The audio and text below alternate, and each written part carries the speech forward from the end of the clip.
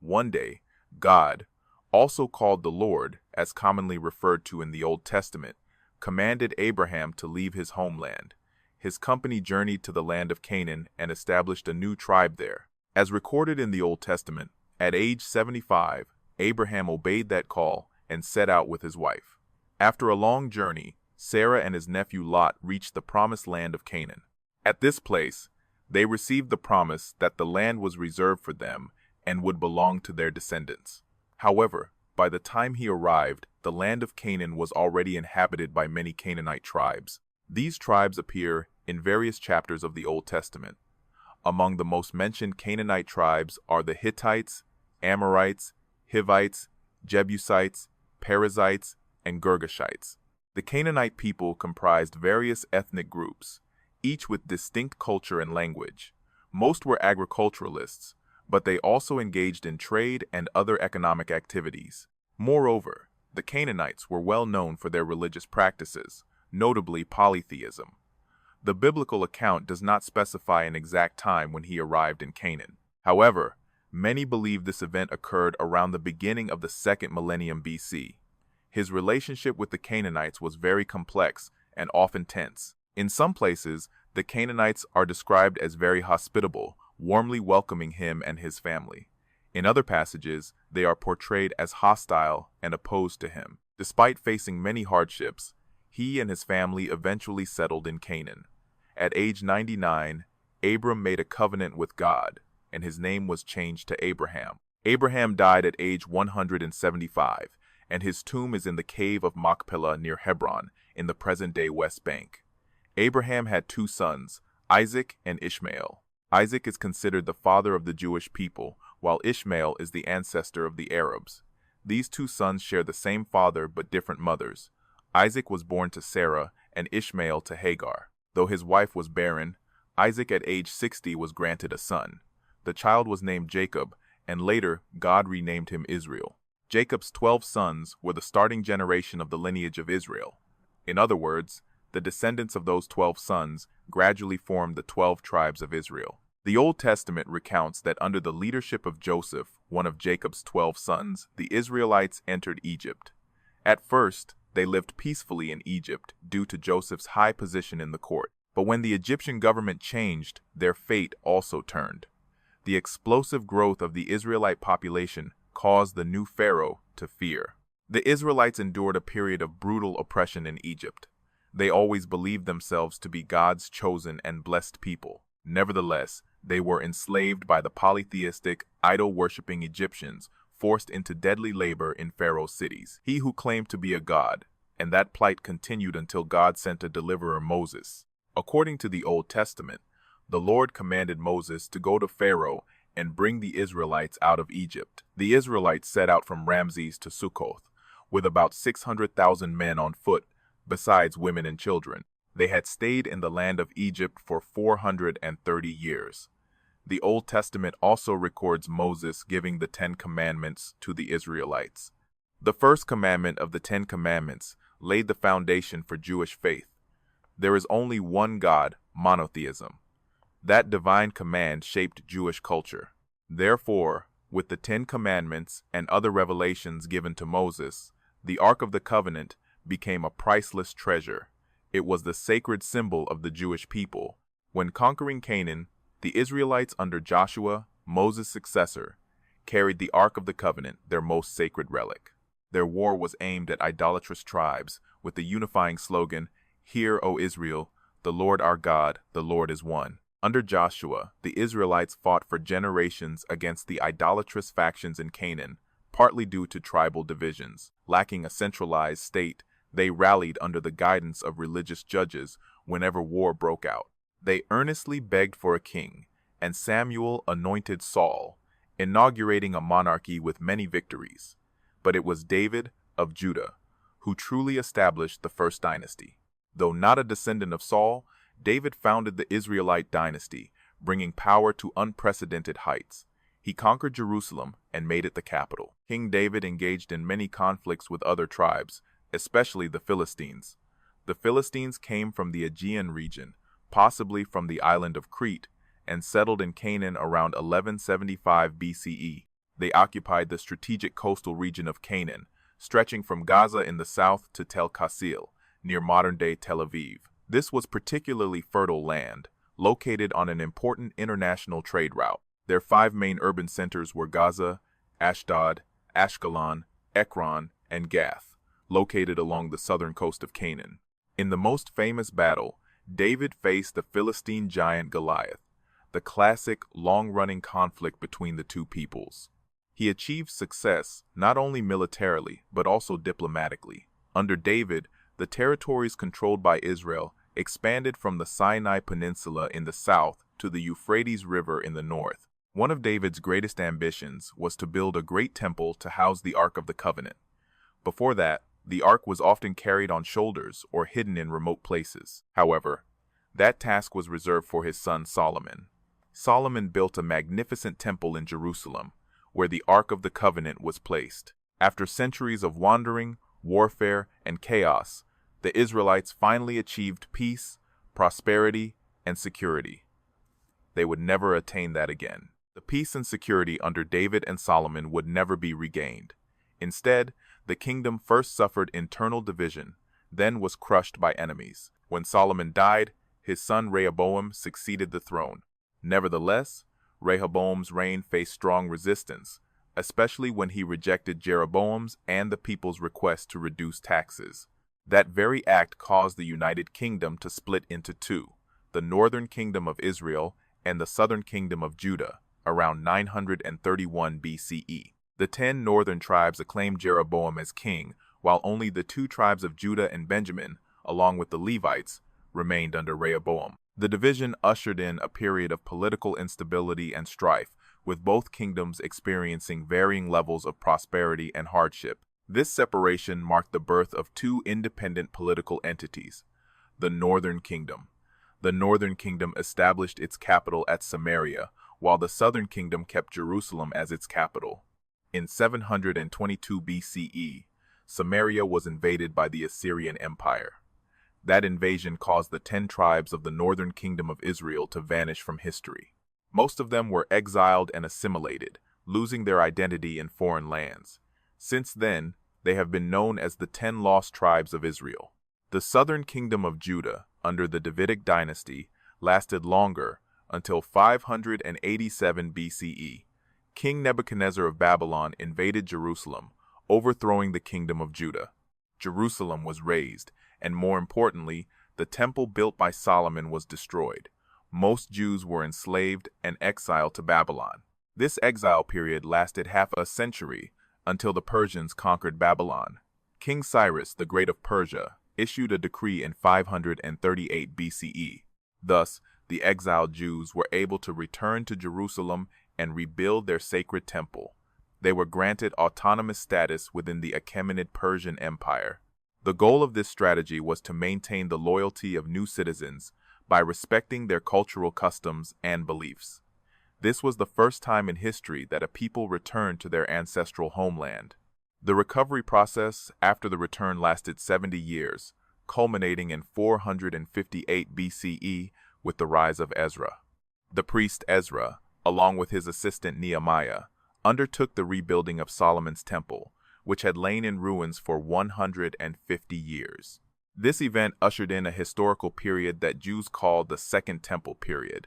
For most of this time, the Jews were subject to foreign rule. The Second Temple period saw only a brief period of independence, the Hasmonean Kingdom. This kingdom emerged after the Maccabean Revolt, also known historically as the Maccabean Uprising.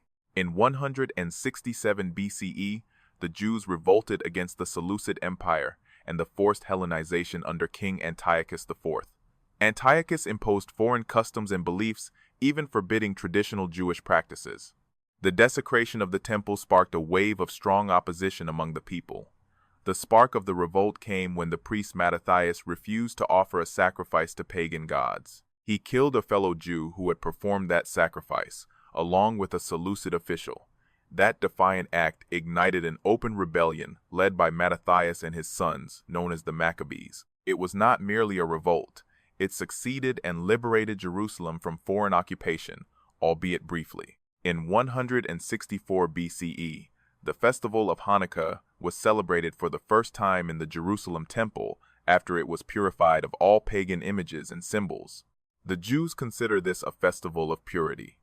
In 63 BCE, the Roman general Pompey captured Jerusalem and overthrew the Hasmonean dynasty, ending the last independent Jewish kingdom in history. From that point until the 7th century CE, the region was almost continuously under Roman rule, except for a few brief interruptions. Initially, relations between Rome and the province of Judea, along with the Jewish community there, were not fraught with conflict. A minor Jewish revolt broke out in 53 BCE and was quickly suppressed by Roman forces. This uprising did not significantly harm relations, but over time, the situation between the two sides deteriorated. The crucifixion of Jesus, a Jewish preacher, believed by his disciples to be the Messiah, occurred in the early 1st century CE. This event further complicated Jewish-Roman relations.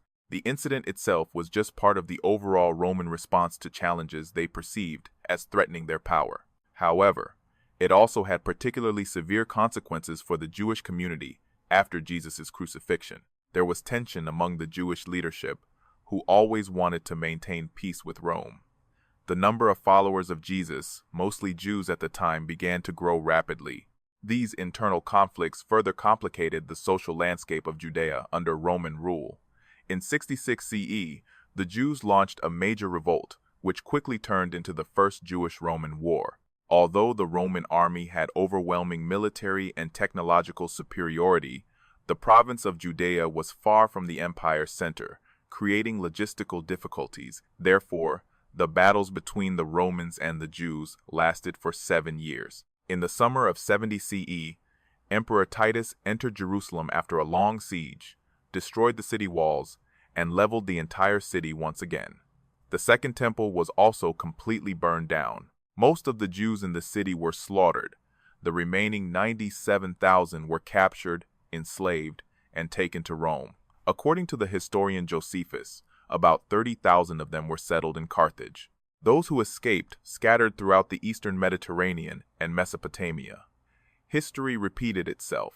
The Jews were once again exiled, this time by a different empire. The Arch of Titus in Rome was erected after Emperor Titus died in 81 AD to honor the victories of Vespasian and Titus. The reliefs on this structure depict the spoils taken from the Temple of Jerusalem during the Jewish War, including the menorah and the table of shewbread.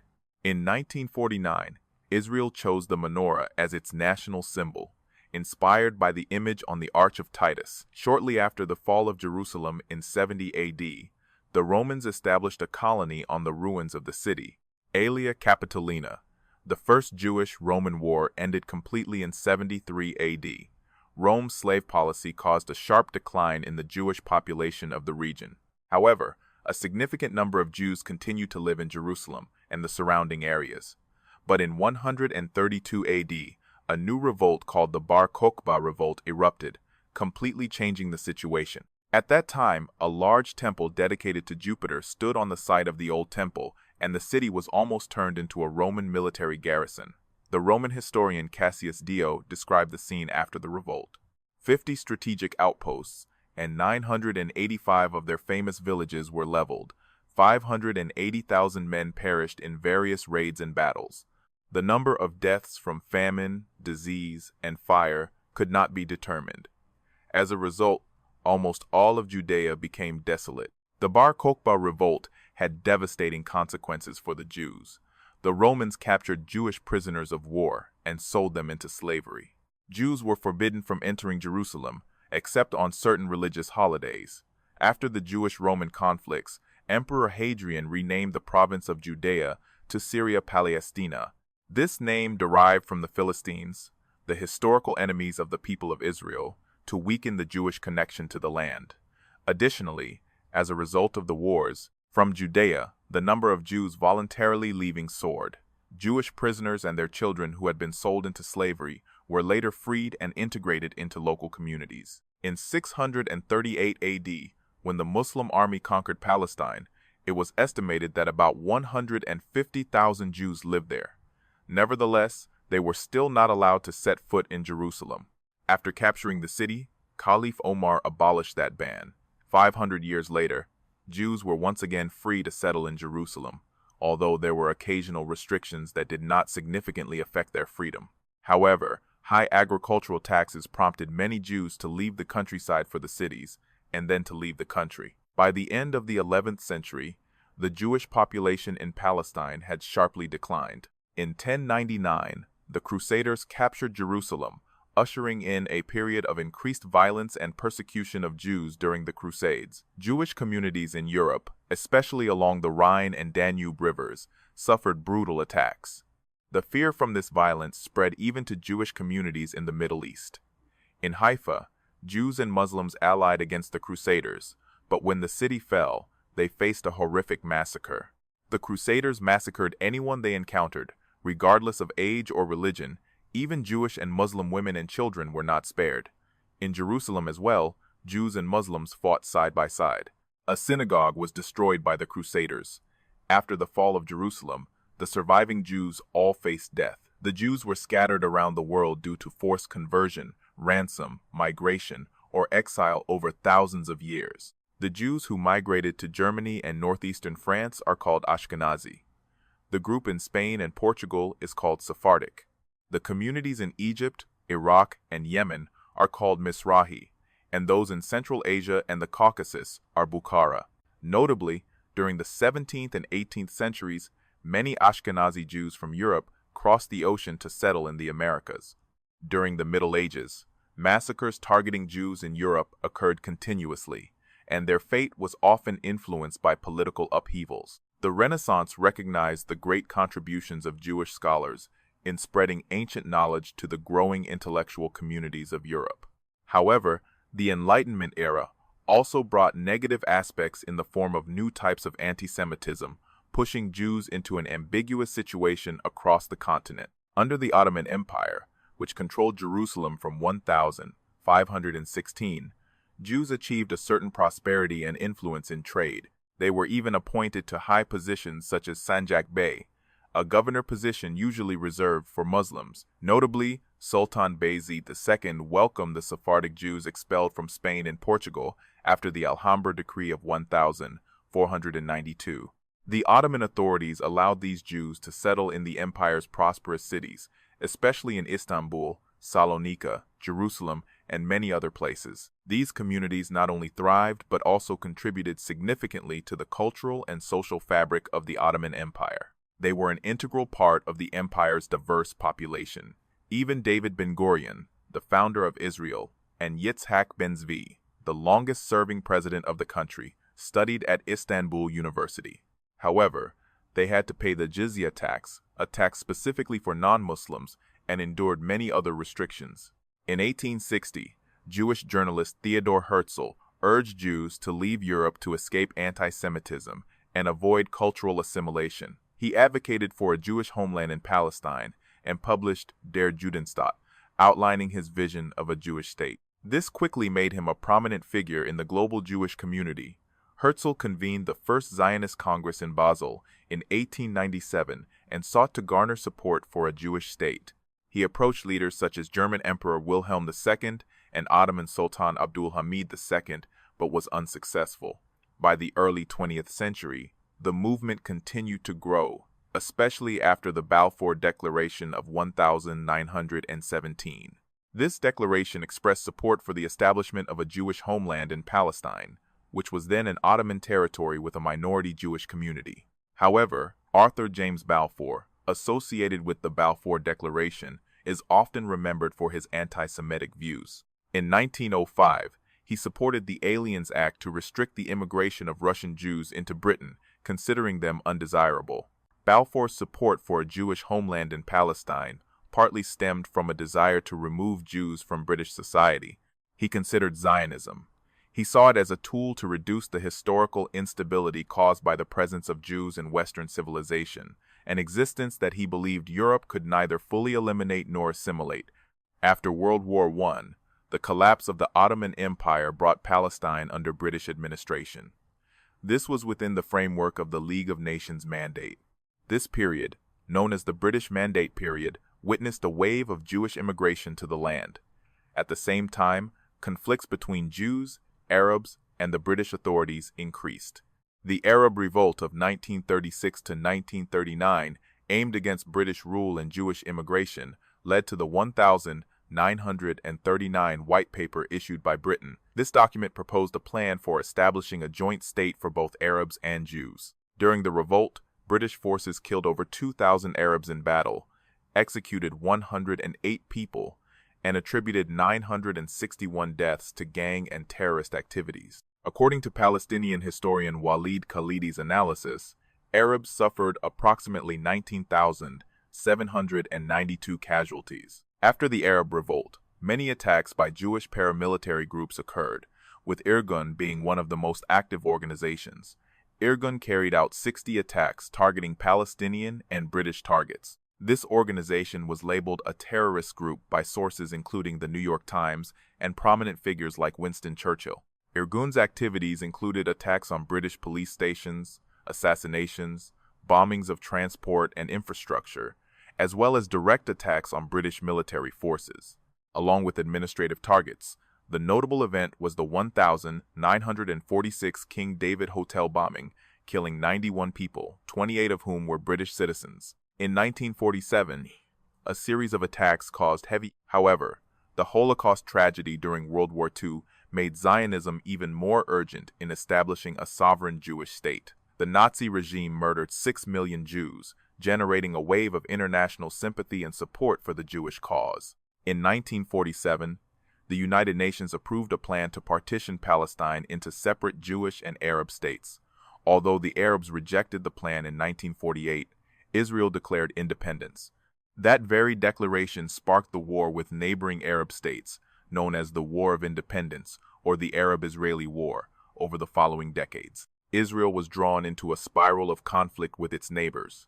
From the 1956 Suez Crisis, the 1967 Six-Day War, to the 1973 Yom Kippur War. Despite military victories, the journey to find lasting peace remained far away. The 1990s once brought hope with the Oslo Accords between Israel and the Palestine Liberation Organization, but sustainable peace remained out of reach. Entering the 21st century, conflicts continued alongside ongoing efforts for dialogue and negotiation.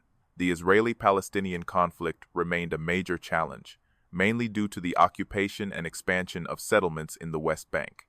And that marks the end of our journey exploring this rich and complex history. If you found this content useful and want to see more, hit the subscribe button now. Don't forget to share your thoughts in the comments and send this video to history enthusiasts. Your support is our motivation to bring these historical stories to light. Subscribe and join us on this journey through time. Thank you for watching.